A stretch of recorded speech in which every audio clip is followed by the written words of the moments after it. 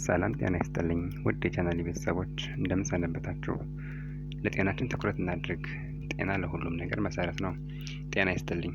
ዛሬ እግራችንና የፈንገስ ኢንፌክሽን በሚል ርዕስ መጥቻለሁ። አብራችሁን ቆዩ። ከሰውነታችን ውስጥ በቀላሉ ለኢንፌክሽን ተጋላጭ ከሆኑ የአካል ክፍሎች አንዱ እግራችን ነው። በተለይም ለፈንገስ ኢንፌክሽን ተጋላጭ ነው። እግራችን ከሚጠቃበት ኢንፌክሽን መካከል በስፋት የሚታወቀው ደግሞ አትሌት ፉት በመባል የሚታወቀውና በህክምና መጠሪያው tinea pedis የሚባለው የፈንገስ ኢንፌክሽን ነው። እግራችን ብዙ ጥንቃቄ የሚደረግለት ሆኖ ሳለ እንዴት የፈንገስ ተጋላጭ ሊሆን ቻለ? ምንም እንኳን እግራችን ከተለያየ አደጋና በሽታ ለመከላከል ጫማ ብናደርግም ጫማው በራሱ ለኢንፌክሽን የመጋለጥ እድላችን ሊያሰፋ የሚችልበት አጋጣሚ አለ።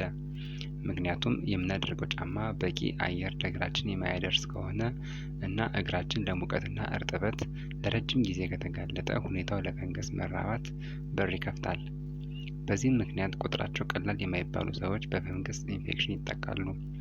እግራችን በአትሌት ፉት መጠቃቱ እንዴት መለየት እንችላለን?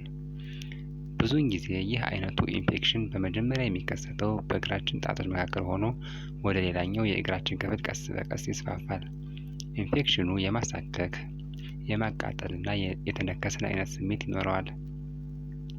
ይህ አይነት ምልክት እግራችን ላይ ከተስተዋለ ችግሩ የፈንገስ ኢንፌክሽን የመሆን እድሉ ከፍተኛ ነው።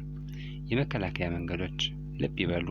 አትሌት ፉትን የመሳሰሉ የፈንገስ ኢንፌክሽኖች በቀላሉ ተላላፊ ናቸው። ስለዚህ የሚከተሉትን የመከላከያ መንገዶች በጥንቃቄ መከወን ተገቢ ነው። በፍጹም ጫማ ከሌላ ሰው ጋር አይጋሩ ወይም የእርስዎን ጫማ አያውሱ፣ ከሰውም አይዋሱ። የሚገዙትን ጫማ በጥንቃቄ መርጠው ይግዙ። ከታጠቡ በኋላ እና ጫማ ከማድረጉ በፊት የእግር ጣቶች መሃል በአግባቡ መድረቁን ልብ ይበሉ። አንድ ካልሲ ደግሞ ሳይታጠብ አይጠቀሙ። ሕዝብ በሚበዛባቸው ቦታዎች ባዶ እግሮን አይሂዱ። እነዚህና ከላይ የተገለጹ ጥንቃቄዎች ሲያደርጉ ራስዎን ከtinea pedis ኢንፌክሽን የመከላከል እድል ይኖረዎታል።